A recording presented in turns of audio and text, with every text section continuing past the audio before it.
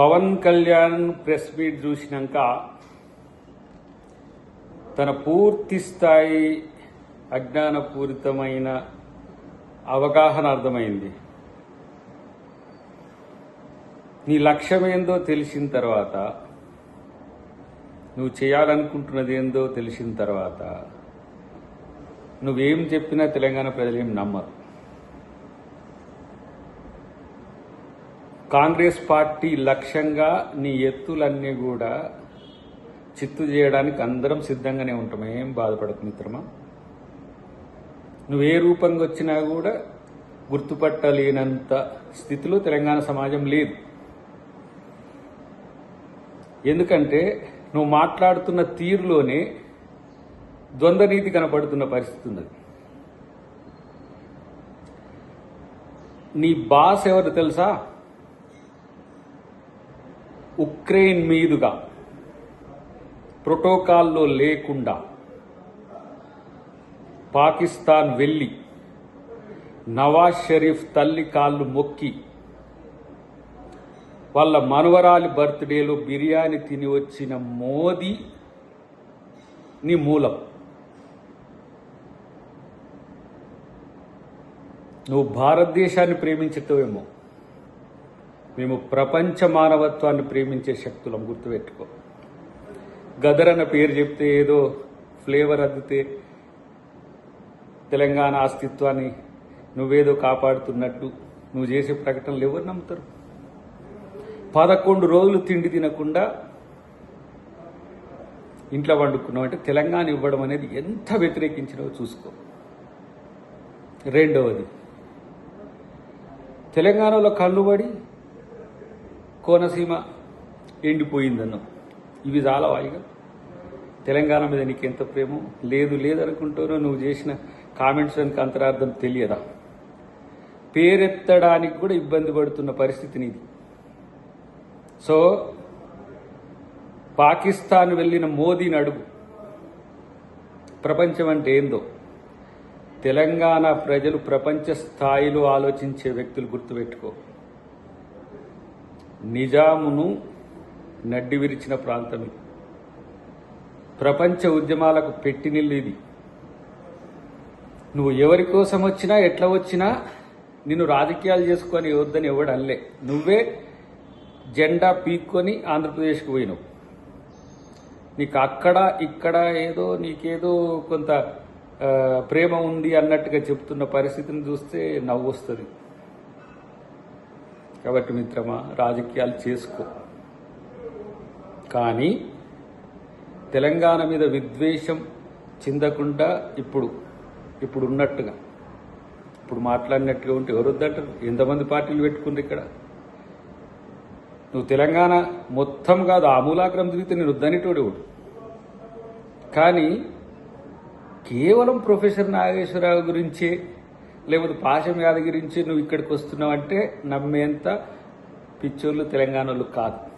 మోదీ నీకు సర్ది చేస్తే వచ్చిండు, కానీ నువ్వు తెలంగాణ అమరవీరుల కాడికి పోలే, ఆయన తెలంగాణ అమరవీరుల కాడికి తీసుకుపోలే. సో ఇవంతా కూడా భవిష్యత్తులో మీ రాజకీయం ఏ విధంగా పోతుంది అనేది కూడా ముందే ఊహించగల సామర్థ్యం ఉన్న తెలంగాణ ప్రాంత ఉద్యమకారులం ఇక్కడ. నేను కొట్లాడి సాధించిన తెలంగాణ గడ్డ మీద ఉండి మాట్లాడుతున్నావు, అది గుర్తుపెట్టుకో. తెలంగాణ అస్మిక, తెలంగాణ అస్తిత్వం ఏందో కనీసం రుచి తెలియదు నీకు. 1200 మంది చనిపోయిన తెలంగాణ తెచ్చుకుంటే 11 రోజులు ఉపవాసం ఉన్నవంటే అమరవీరులకు నువ్వు ఎలా నివాళులు అర్పించినట్ట? ఎలా సంబురాలు ఇక్కడ వచ్చి పంచాయతీ పెట్టినావు? దేనికి సంకేతం ఇది తెలియదా? కాబట్టి నీ రాజకీయాలేవో నువ్వు చేసుకో, కానీ ఇక్కడెవరో నిన్ను విలన్గా చూస్తున్నట్టుగా, నిన్నెవరో అడ్డుకుంటున్నట్టుగా ఫీల్ కాదు. ఎవ్వరు అడ్డుకోరు నిన్ను. ఎందుకు అడ్డుకోరంటే నీ శక్తి మేరకు పోరాడు, నీ ఇష్టం వచ్చినట్టుగా పోరాడు. నిన్నెవరెందుకు ఏమన్నారంటే నీకు ఆ స్వేచ్ఛ హక్కు ఉంది, కానీ ప్రాంతాల మధ్యన విద్వేషం వచ్చేటట్టుగా మాట్లాడితేనే హైకోర్టే మీకు తీర్పిచ్చింది. కాంగ్రెస్ అడ్డుకోలే, లేకపోతే ఇక్కడ ఉన్న ఉద్యమకారులు ఎవరో నిన్ను రాకని అడ్డుకోలే. ఎవరో నీతో వ్యక్తిగతంగా వైరుధ్యాలు ఉన్న వాళ్ళు మాట్లాడుతుండొచ్చు కాక. కాబట్టి ఫస్ట్ మనం ఏదైనా మాట్లాడుతున్నప్పుడు దాని మీద తెలుసుకొని దాని మీద పూర్తి అవగాహనతో మాట్లాడితే పంచాయతీ పెట్టుకుంటాడు ఇట్టే ఉంటాడు. ఏ ఉద్దేశం లేకుండా కూడా ఊరికనే గెలుపుకొని పంచాయతీ పెట్టుకుంటారు. తెలంగాణలో వాళ్ళని అధికారులు అంటారు. అది పెట్టుకోకు. నీకు చిరంజీవి గారి తమ్మునిగా కొంచెం మంచి పేరుంది. మేము కూడా నిన్ను సీరియస్గా టార్గెట్ చేయకపోవడానికి ఒకే ఒక్క కారణం, గద్దరన్నకు నువ్వు తమ్మునివని. ఆ రోజు ఏ విధంగా గద్దరన్న మీతో కలిసి ఉన్నాడో కూడా మాకు చెప్పింది కాదు. కానీ ఒక స్టాండ్ మీద లేకపోవడం వల్ల, ఈ చంచల స్వభావం వల్ల వివిధ రకాలుగా మారిపోయారు. చివరికి ఇక్కడ ఉన్నావు.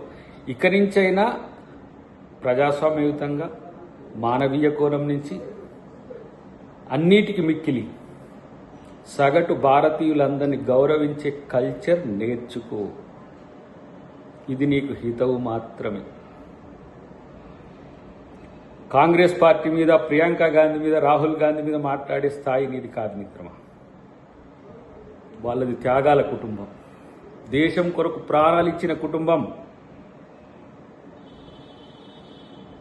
వాళ్ళ గురించి మాట్లాడేటప్పుడు ఎప్పుడైనా వయనాడు మీదనో, కేరళ మీదనో వాళ్ళు విషం జిమ్మినరా? ఇంత మీరు విష ప్రచారం చేస్తున్న ఏ రోజైనా మీ మీద వాళ్ళు కనీస స్టేట్మెంట్ ఇచ్చిండ్రా? పివి నరసింహారావు గారు నంద్యాల నుంచి పోటీ చేసిండ్రు, సేమ్ టైం బరంపురం నుంచి కూడా, ఒడిశా నుంచి కూడా పోటీ చేసిండ్రు. కానీ మీలో కొంతమంది, మీలాంటి వాళ్ళు కూడా చాలామంది తెలంగాణ మీద విషం జిమ్మిండ్రు.